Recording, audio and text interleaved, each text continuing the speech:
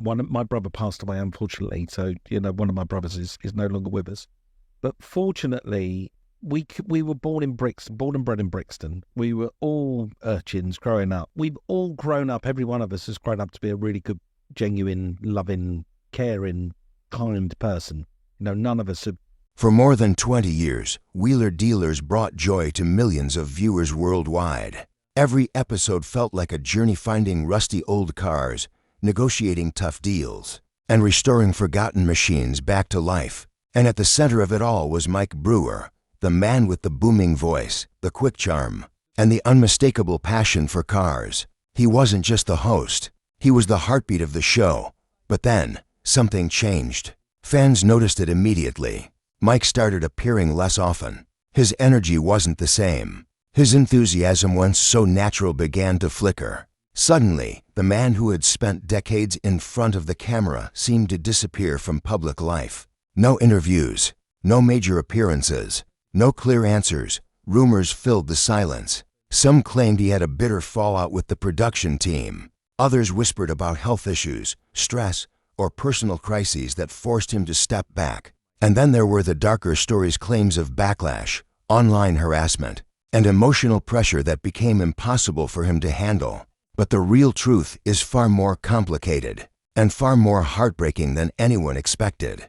Behind the bright studio lights and the cheerful TV personality was a man fighting battles no one could see. Hidden exhaustion, overwhelming criticism, and a moment that nearly pushed him past his breaking point. This story is not just about a host disappearing from a show. It's about a man who carried too much for too long, and it's time the world finally learns what really happened to Mike Brewer.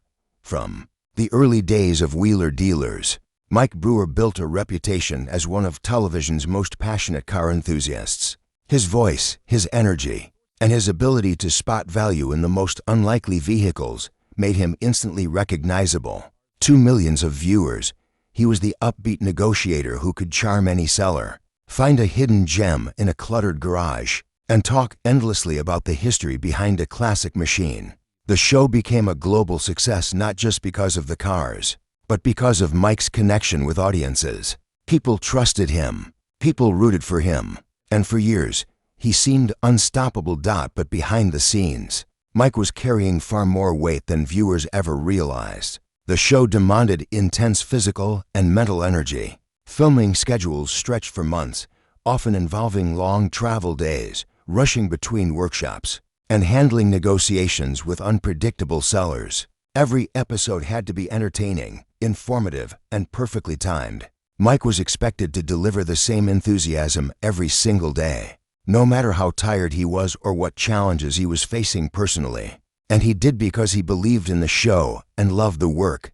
However, the pressure slowly began building. As the show grew in popularity, so did expectations. Production demands increased, deadlines tightened, the workload intensified. Mike often found himself juggling filming, planning future episodes, meeting fans, and maintaining a presence online. What the audience didn't see was the toll this took on him. He struggled to sleep, often waking up exhausted before the day had even begun. The excitement that once fueled him started becoming a routine he forced himself to maintain. And then came the unexpected wave of online criticism. What began as a few negative comments slowly spiraled into something much harsher. Some viewers targeted him unfairly, blaming him for production decisions, mechanical problems, and changes within the show that were completely beyond his control. The negativity grew louder on social media, with people attacking his personality, his talent, and even his appearance. At first, he shrugged it off. After all, public figures deal with criticism. But over time, the constant hostility began piercing through his confidence.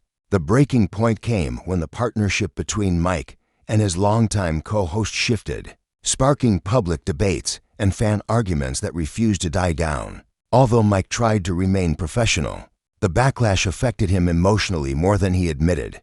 Every scroll through social media felt like walking through a minefield, unsure when the next harsh comment would appear. Even positive messages became overshadowed by targeted attacks that seemed to follow him everywhere. Meanwhile, the physical workload of constant filming began wearing him down even further. The long hours in the workshop, combined with travel, negotiations, and production stress, slowly drained his energy. Friends and family noticed he was changing, more tired, less cheerful, and increasingly withdrawn. He tried to hide it, putting on a strong, cheerful face whenever cameras were rolling. But the exhaustion crept deeper each day. Despite this, Mike kept pushing forward. He believed the show depended on him. He believed fans would be disappointed if he slowed down. And he believed that stopping, even for a moment, meant letting people down. This mindset drove him to keep working, even when his body and mind were signaling that something was wrong.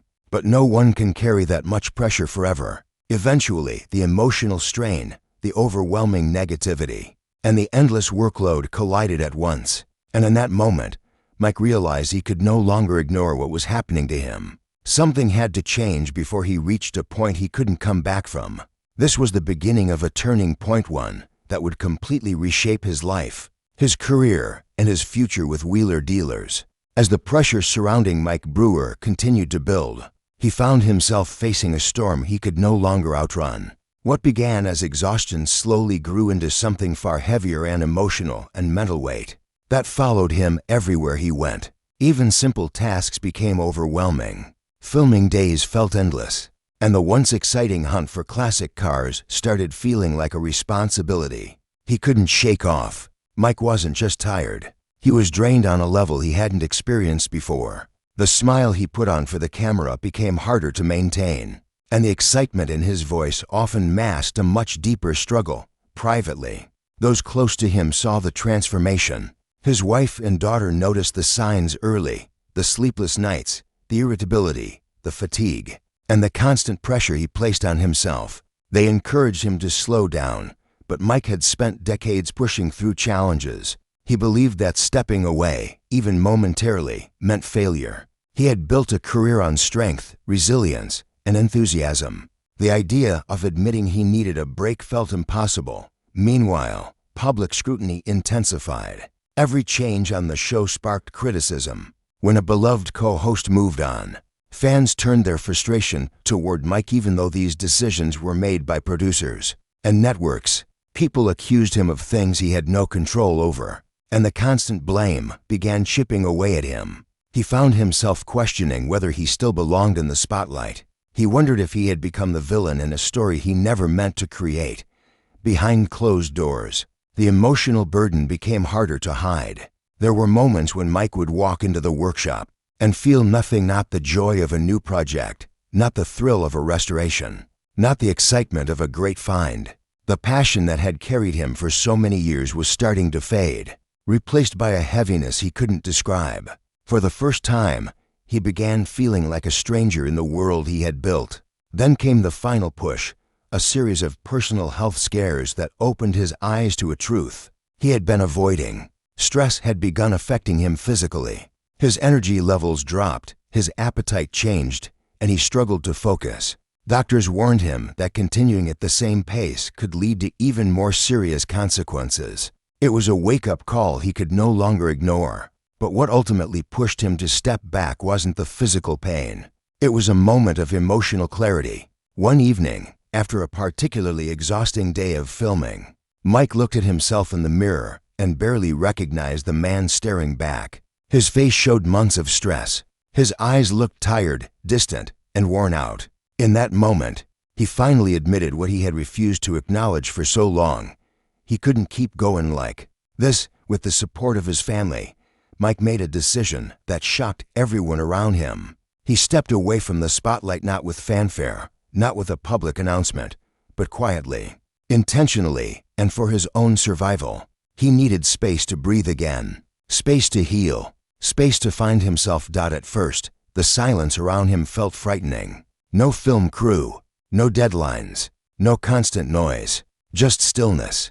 But slowly, that silence became comforting. Mike spent more time with his family than he had in years. He rediscovered old hobbies, reconnected with friends, and allowed himself to rest, a simple luxury he hadn't experienced in decades. For the first time in a long time, he wasn't Mike Brewer, the TV star. He was simply Mike, father, husband, car lover, and a man trying to rebuild his strength. Yet even in his healing, the outside world continued to buzz with questions. Fans had no idea why he had stepped back. Rumors spread rapidly. Speculation exploded online.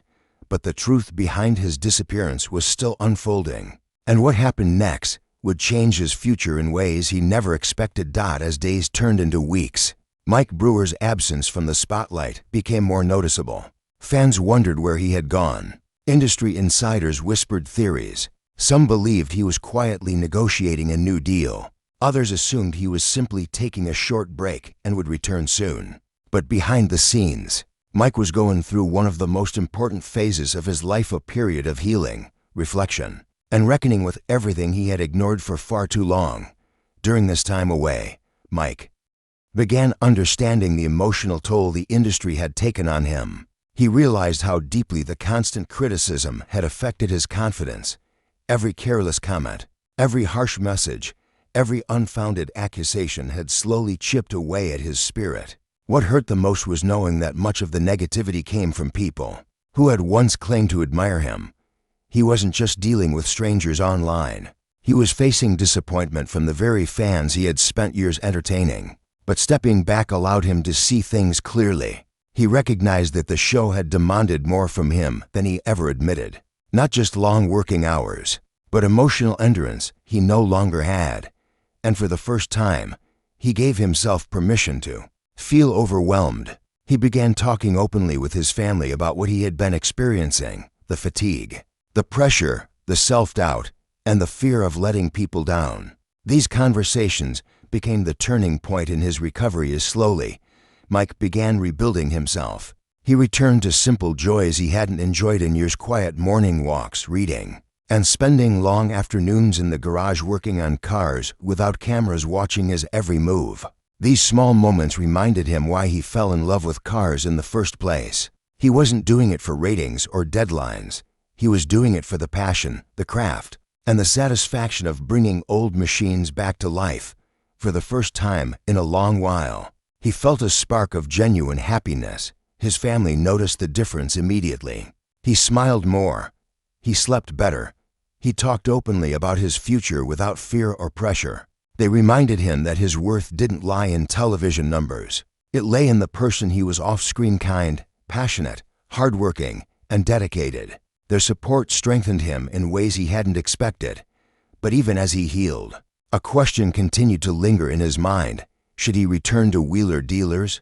And if not, what would he do next? One afternoon, while sorting through old memorabilia in his garage, Mike came across a stack of letters written by fans over the years, letters thanking him for inspiring them to restore their first cars, for teaching them to appreciate mechanics, and for reminding them that passion could be found in unlikely places. Reading those heartfelt messages moved him deeply. It reminded him that despite the noise and negativity, there were far more people who appreciated him than those who criticized him. This realization brought him to a place of balance.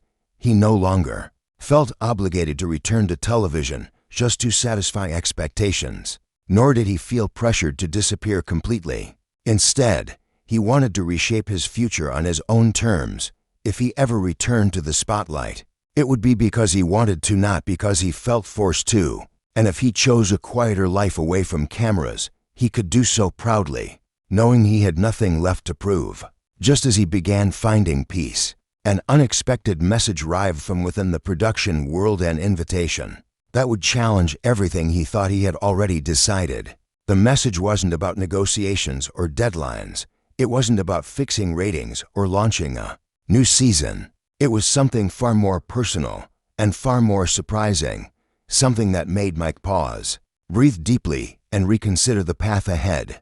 What happened next would shape the final chapter of his story. As the dust slowly settled around his departure from Wheeler Dealers, Mike Brewer found himself standing at a crossroads that he never saw coming. For the first time in decades, he wasn't rushing from one garage to another, wasn't preparing for another season, and wasn't negotiating deals on classic cars under glaring studio lights. Instead, he stepped into a quieter version of life, one that forced him to face everything he had been avoiding: the exhaustion, the criticism, the pressure, the sacrifices, and the emotional toll that came from years of being on the road had all built up inside him. When the camera finally switched off, the silence hit him with a weight he could no longer ignore. At first, he struggled with the transition. He had built his identity around being the man who never stopped moving. But facing a calmer reality made him confront questions he had pushed aside for too long.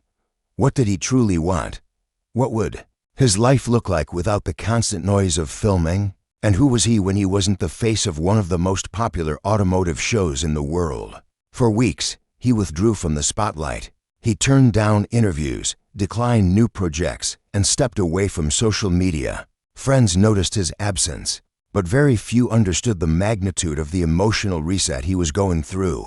Mike wasn't just tired, he was drained in a way that years of travel and television had slowly carved into him. However, the story didn't end in darkness. Once he stepped back, something surprising happened. Mike rediscovered a part of himself he had lost along the way, a genuine love for cars, not cameras. He began spending time in his personal workshop, fixing up older vehicles simply because he enjoyed it. Suddenly, the work felt pure again, no deadlines, no producers, no long filming days, and no pressure from viewers. Just him, his tools, and the machines he grew up loving. Slowly, the spark began to return. During this quiet period, he also reconnected deeply with his family. He spent more time with his wife, shared long overdue moments with his daughter, and embraced a lifestyle that allowed him to be present instead of constantly being pulled away by the next overseas shoot. Away from the spotlight, he realized how much he had missed by always being on the move. These moments, once overshadowed by television commitments, became the most meaningful part of his new routine. In time, Mike began making selective appearances, small car events, charity gatherings, and community meetups where the atmosphere was more personal and less demanding. Fans who met him during this period often said he looked healthier, calmer, and more grounded than he had in years. He wasn't trying to be the larger-than-life TV personality anymore. He was simply himself. For the first time in a long time, that felt enough. As of now, Mike Brewer isn't chasing fame or rushing back to mainstream television. He prefers quieter work behind the scenes, helping young mechanics, supporting classic car communities, and occasionally sharing restoration projects on his own terms. He has no interest in returning to the grueling schedules that once defined his life. Instead, he has created a new version of success, one built on peace, balance, and genuine passion rather than pressure. So, what really happened to Mike Brewer? He didn't vanish. He didn't fall apart. He stepped back so he could finally breathe. And in that space, he found something far more valuable than another season of television. He found himself again.